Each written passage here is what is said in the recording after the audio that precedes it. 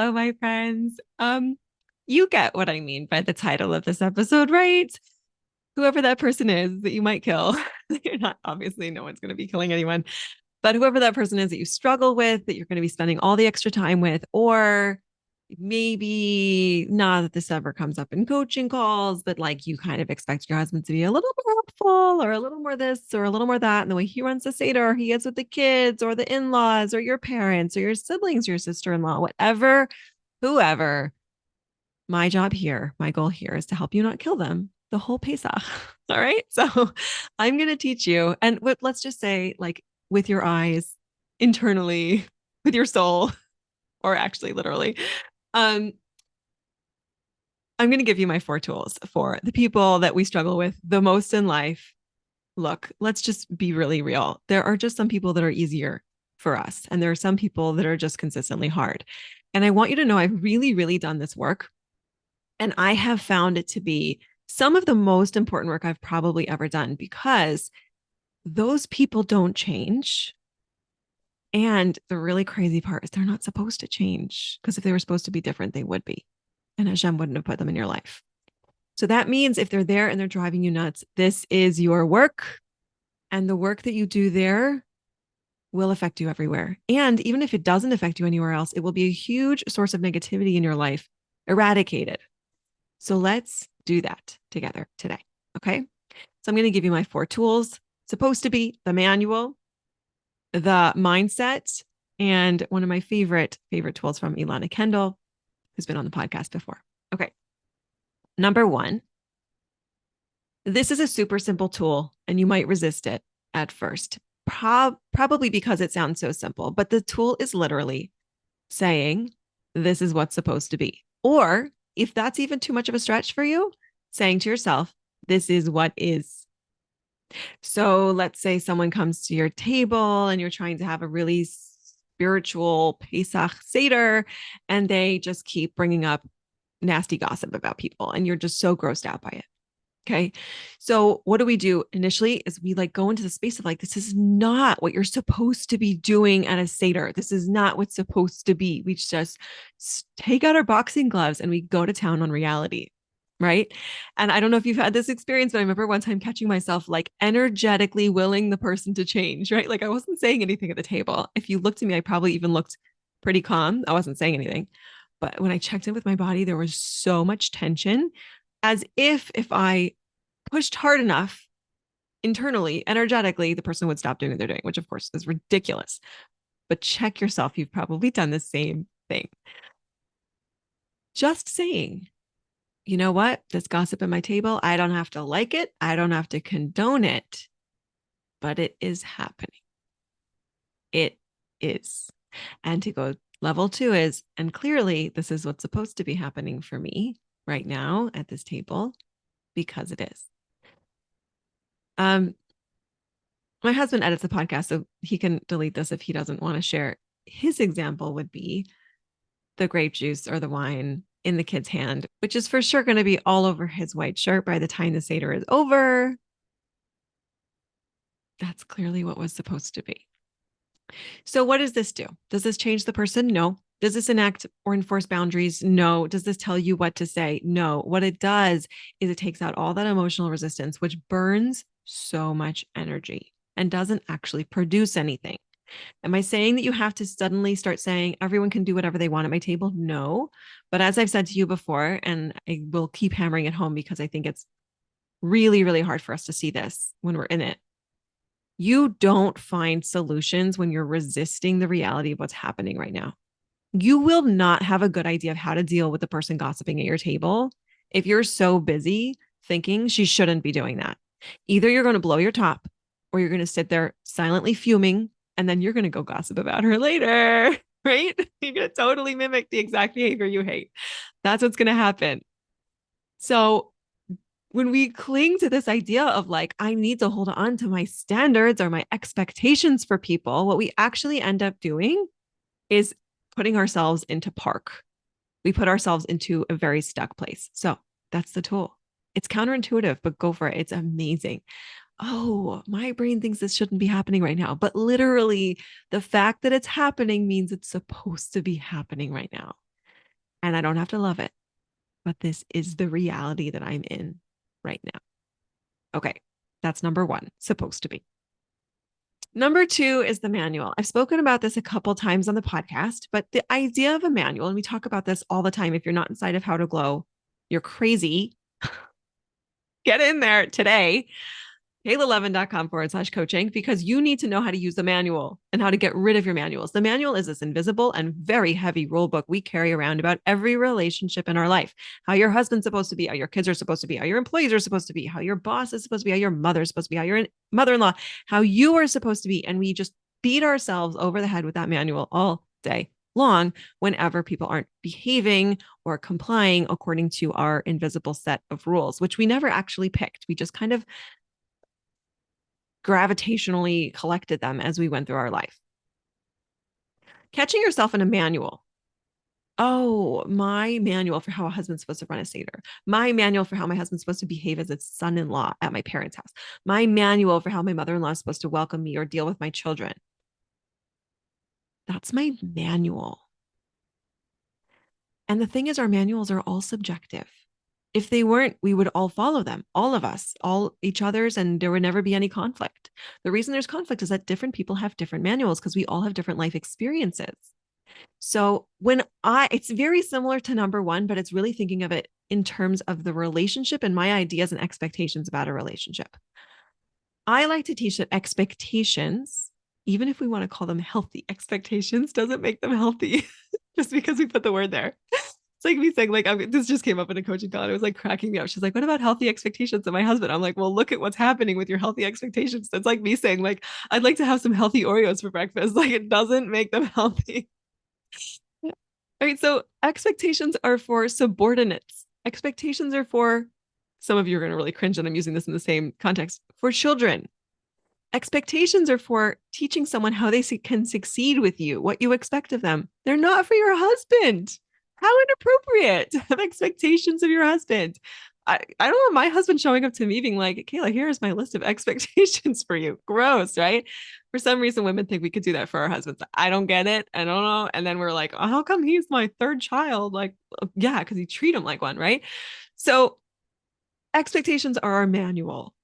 And they're just so inappropriate. It's so inappropriate to have expectations of other people. They're human beings and they do not answer to you. They don't have to be according to your rule book. And we create so much drama for ourselves with these manuals. We create so much agony and anguish.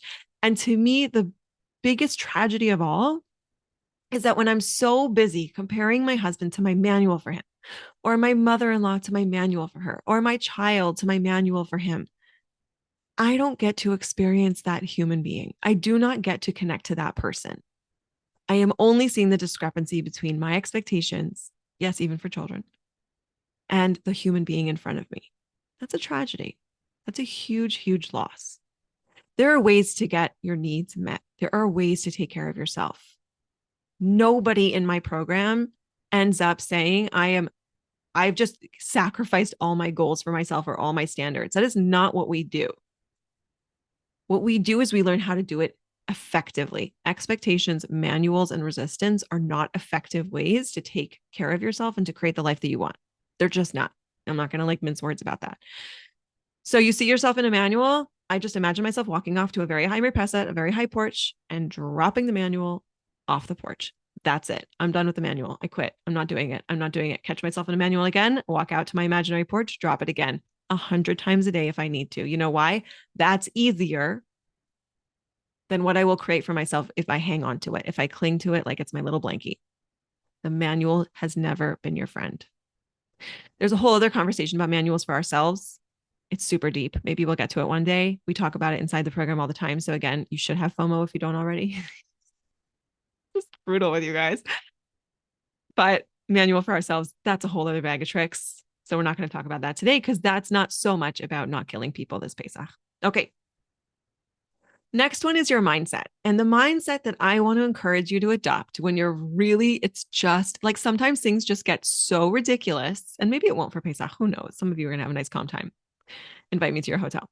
So it's to be so ridiculous that like it's almost like you can't be stressed anymore. You could just move the bar to that and like do that sooner. You know what I mean? It's like, as long as we think we could create control over the situation, then we're stressed. And then as soon as we realize, like, oh, this is way beyond my ability to control, then we just get to laugh and relax, move the bar down, go to that place earlier. Because the truth is, you were never in control. We just have more of an illusion sometimes. So, what is that? That is sort of seeing the whole situation as the comedy of errors. Like, oh my gosh, at my table, I have this type of person and this type of person, and they're totally going to fight with each other. And one of them might be my husband, and the other one might be my mother. And kind of hilarious. Like, I'm not going to be mean. I'm not going to laugh in their face, but like internally, I could be like, oh, look at everyone having their little life journey. And it's so interesting. And look at these personalities, and they clash and they don't. And I just sort of remove myself from the ability, from the illusion of the ability to fix anything, to control anything, because the truth is, how other people interact with each other is completely out of my lane. Totally. And I can be there to empathize, and I can be there to support, and I can be there to say all the good things and to have so much ayin tova on everyone. And I also don't have to take it all so seriously.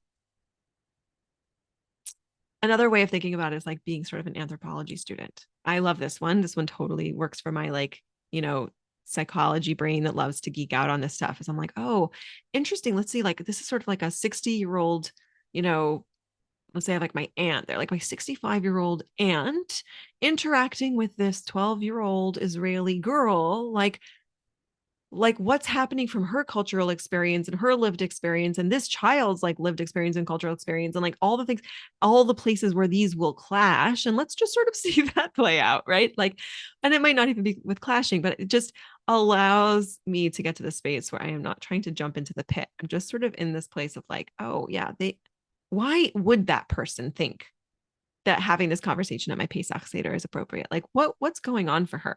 Not like, why does she think that, which really means she's crazy. But I mean, like, no, really, what's from her background? Like, what's different? She, let's say, was born 2 decades before me. So she has a completely different life experience, a completely different set of, of experiences to draw upon in creating her values and her ideas. And like, what does she think gossip means? And obviously she doesn't think this is gossip. So like, what's driving her? What's exciting to her about this? I don't understand. This is so interesting. Just like studying them from that place can also release some of that drive to control or kill anyone.